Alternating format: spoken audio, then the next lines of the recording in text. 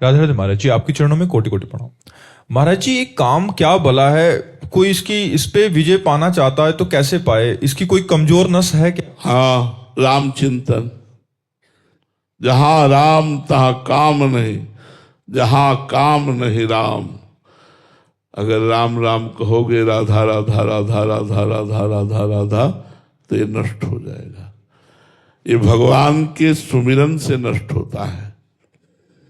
काम को बल कहां से मिलता है? ध्याय तो विषयांत पुंसाम संगास्तेषु उपजायते, संगात संजायते कामः, संगात संजायते कामः।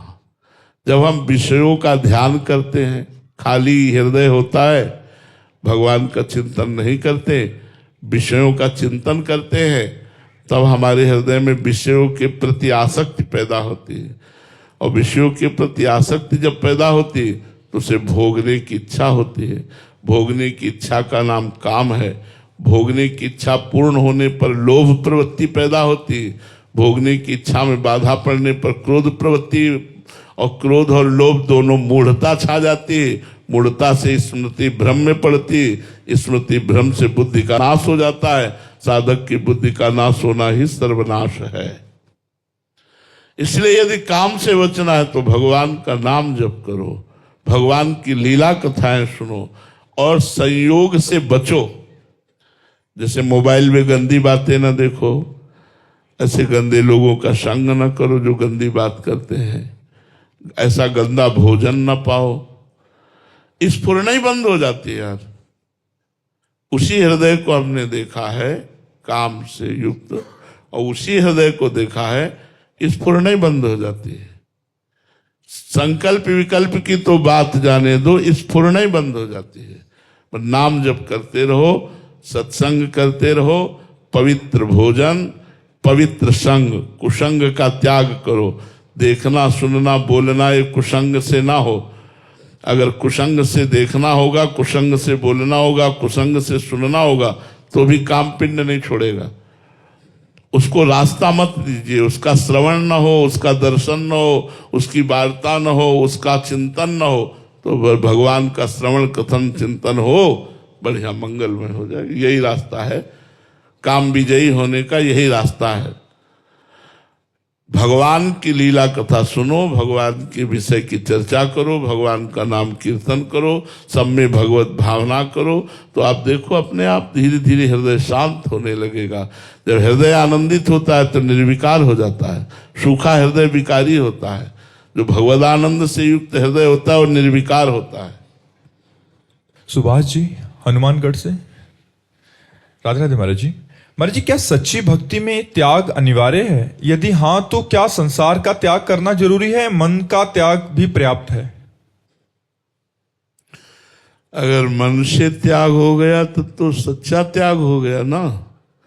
मन प्रभु के चिंतन में लगा हुआ है, अन्य वस्तु व्यक्ति स्थान का चिंतन नहीं है, और हम बीच बाजार में बैठे हुए हैं तो आप त्यागी हो। गृहस्थ में हो तो भी आप त्यागी हो। सारा खेल तो मन का है ना। अगर मन भगवान कृष्ण के चरणारविंद में निरंतर चिंतन परायण है तो अम्बरीश जी महाराज चक्रवर्ती सम्राट होते हुए भी महाभागवत है। सारा खेल मन का ही तो है। तन से विषय छोड़ दिए पर मन से विषयों का चिंतन कर रहे तो आनंद का थोड़ी अनुभव होगा। आनंद का तो अनुभव होगा जब मन से विषयों का चिंतन छूट जाए। तन भले विषय के संयोग में है लेकिन मन प्रभु के संयोग में है। इसी स्थिति का तो नाम अध्यात्म है कि संसार के संपूर्ण व्यवहार कार्य करते हुए, अपने धर्म का निर्वाह करते हुए वो परमात्मा के चिंतन में तन्मय है। मन उसका प्रभु में लगा हुआ है। यही तो खास बात है। ये कहाँ हो पाता है? शरीर से विषय छोड़ देते हैं फिर भी मन उसे पकड़े रहता है, मन उसका चिंतन करता है। तो जहाँ मन होता है वहाँ स्थिति मानी जाती है। तो मन यदि विषयों में है तो स्थिति विषय में ही है, मन प्रभु में है तो स्थिति भागवत में ही है। तो मन को प्रभु में लगाओ, ये बहुत बढ़िया बात है। मन से विषयों का त्याग हो गया तो भोगेगा कौन? अच्छा ही नहीं लगेगा। यहां तक कि ब्रह्मादिक के भोग सब विष सम लागत ताहि, नारायण ब्रज चंद की लगन लगी है जाए। प्रभु की प्राप्ति की लगन लग गई, मन प्रभु के चिंतन में लग गया, तो ब्रह्मादिक के भोग भी विष के समान लगते हैं। फिर मर्त लोक के मलिन भोगों की तो बात ही क्या। तो हमारी साधना तो इसी बात की है कि मन हमारा प्रभु का चिंतन करे। भगवत चिंतन करने वाला मन मोक्ष, विषय चिंतन करने वाला मन बंधा हुआ। बंध और मोक्ष का इतना ही अर्थ है कि मन भगवदाकार तो मोक्ष, मन विषयाकार तो बंधन युक्त। अब कुछ भगवदाकार कुछ विषयाकार, यही तो साधना है। हमें इसी साधन को तो समेटना है कि हमारा मन पूर्ण भगवदाकार बन जाए, पूर्ण प्रभु के चिंतन में लग जाए, विषय चिंतन ही न मन करे। यही तो खास बात है। लक्ष्मी मित्तल जी, राधे राधे महाराज जी। महाराज जी, ज्ञान मार्ग के बाद प्रेम मार्ग पर चलना आपके लिए कितना कठिन था? हाँ, बहुत कठिन था, पर गुरुदेव की कृपा से सरल हो गया। इतना कठिन था, इतना कठिन था कि हो ही नहीं सकता था, हो ही नहीं सकता था। पर गुरुदेव की कृपा से कर तुम अकर तुम अन्यथा कर तुम सर्व समर्थ, गुरुदेव की कृपा से संभव हुआ। नहीं तो मन की जो गति है वो जब बाल्यावस्था से वेदांत दर्शन के मार्ग में लगी तो भक्ति दर्शन की तरफ चलना बहुत कठिन था। विषयी पुरुष को भक्त बनाया जा सकता है, लेकिन वेदांत मार्ग में चलने वाले को भक्त बनना बहुत कठिन होता है, क्योंकि उसे तत्व ज्ञान होता है। उसे तत्व पर वही सर्वांतर्यामी परम तत्व सर्वत्र विराजमान विश्वात्मा, अब वही मैं हूं। अब कैसे वो बात बने? महाराज जी, आपके मन में अभी काट नहीं आती क्या, क्योंकि आप ज्ञान मार्ग के तत्व? अब सब शांत हो गया। अब नहीं, ये शुरुआत में 2-4 साल ज्यादा रहा, इसके बाद अब कुछ नहीं, अब ऐसा नहीं चलता, अब ऐसा कुछ नहीं चलता। अब अपना जो वृंदावन का प्रेम रस का मार्ग है वही चलता है, इधर उधर नहीं जाता मन। मतलब अब नहीं है, अब चिंतन नहीं है। महाराज जी, क्योंकि दोनों मार्गों का संपूर्ण ज्ञान और दोनों ही अपने आप में पूर्ण है, तो महाराज जी बड़ा कठिन। हाँ, गुरु कृपा से अब नहीं है। अब तो समझ है उस मार्ग की, पर रुचि इस मार्ग में है भाई, ये गुरु कृपा से हुआ है। महावीर सोनी जी, राधे राधे महाराज जी। महाराज जी, चिदानंद में देह तुम्हारी विगत विकार जानहूं अधिकारी। गुरु जी, कौन साधक परमात्मा के चिदानंद स्वरूप को अनुभव कर सकता है? जो निरंतर भजन करता है, जो साधु संग करता है, जो असत विषयों का त्यागी है, जो जितने कर्म करता है सब भगवान को समर्पित कर देता है, ऐसा साधक भगवान के चिदानंद स्वरूप का दर्शन कर पावेगा।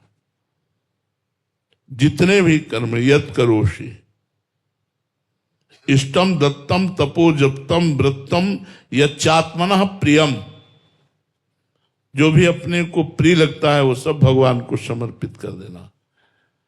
यज्ञ, दान, व्रत, तीर्थ याटन सब भगवान के लिए करना। किसान, व्यापार, नौकरी सब भगवान के लिए करना। सब कृष्णार्पणमस्तु। और निरंतर नाम जप। सत्य वस्तु भगवान के सिवा कोई और नहीं है, ऐसी धारणा। बहुत काल तक जब ऐसी साधना की जाए तब व्याकुलता पैदा होती भगवत दर्शन की। उसी व्याकुलता में भगवान का साक्षात्कार होता है। जब व्याकुल हो जाता है भगवान के लिए उपासक, उसका जीना मुश्किल हो जाता है, तब भगवान का साक्षात्कार होता है। भगवान की देह सच्चिदानंद रूप आए। भगवान कैसे रूप वाले हैं? बोले सच्चित आनंद रूप वाले। चिदानंदमय देह तुम्हारी विगत विकार जान अधिकारी। जो अधिकारी साधक है वही जानता है कि भगवान की चिदानंदमय देह है। वो चिदानंद देह का दर्शन, स्पर्श और संग प्राप्त करता है। खूब भजन करो, सब कुछ सुलभ हो जाएगा भजन से। अगर भजन नहीं है तो फिर बात नहीं बनेगी। भजन करना, हट करके भजन करना, संसार से हटकर भजन करना, डटकर भजन करना, भजन को करके बचाना, बचा के पचाना, पचा करके भगवान में लीन हो जाना, यही तो साधना है। खूब नाम जप करो। सतीश चंद्र शर्मा जी अलीगढ़ से। राधे राधे महाराज जी। महाराज जी, कामनाओं के साथ कंचन, कामनी एवं कीर्ति से कैसे बचा जाए? कामनाएं भी हैं और से बचना भी है। साधन पथ पर जब हमारी प्रियता हो जाएगी तो जिसे हम बाधा समझते हैं उससे हम दूरी बना लेंगे, और जो बाधाएं हम नहीं निवारण कर सकते वो हमारे इष्ट निवारण करेंगे। करऊं सदा तिनके रखवारी, जिम बालक राखे महतारी। जैसे माँ अपने बच्चे की हर समय सुरक्षा दृष्टि से निरीक्षण करती रहती है, वो काम में भली लगी रहे, उसकी एक दृष्टि बच्चे पर रहेगी, कहीं कुछ खा न ले, कहीं कुछ कर न ले ऐसा जो उसकी हानि हो जाए। ऐसे ही भगवान की दृष्टि उस भक्त पर रहती है जो भगवान का शरणागत है, जो भगवान का नाम जप करता है, जिसने ये निश्चय कर लिया है किसी जन्म में मुझे भगवत प्राप्ति करनी है।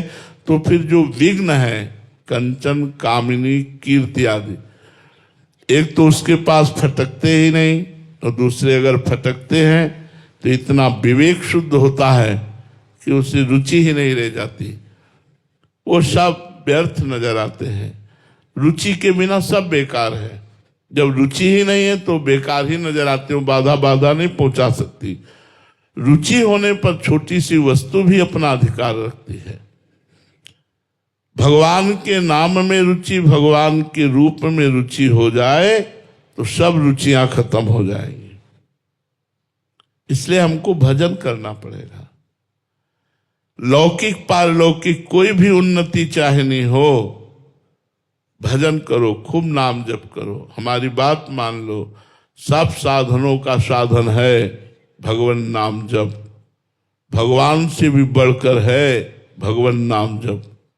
ब्रह्म राम ते नाम बड़ वरदायक वरदान।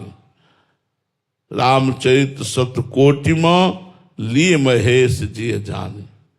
करोड़ों रामचरितमानस का अवगाहन करके भगवान शंकर ने देखा तो नाम पाया, नाम सबसे श्रेष्ठ नाम।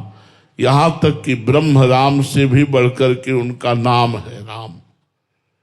तो जब हम नाम जप करते हैं, खूब डट के नाम जप करते हैं, तो कंचन, कामिनी, कीर्ति में रुचि ही नहीं रह जाती। और यदि कदाचित रुचि या संयोग से भ्रष्ट होने के अभी चांस है तो भगवान उसकी रक्षा करते हैं। भगवान उसको विवेक देते हैं, ज्ञान देते हैं। भगवान सानिध्य में आने ही नहीं देते, बचा लेते हैं। सानिध्य में आने पर अरुचि दे देते हैं। बड़े कृपालु हैं। इसलिए भगवान की शरण में होकर भगवान का नाम जप करो, वही समस्त विघ्नों से बचा लेंगे।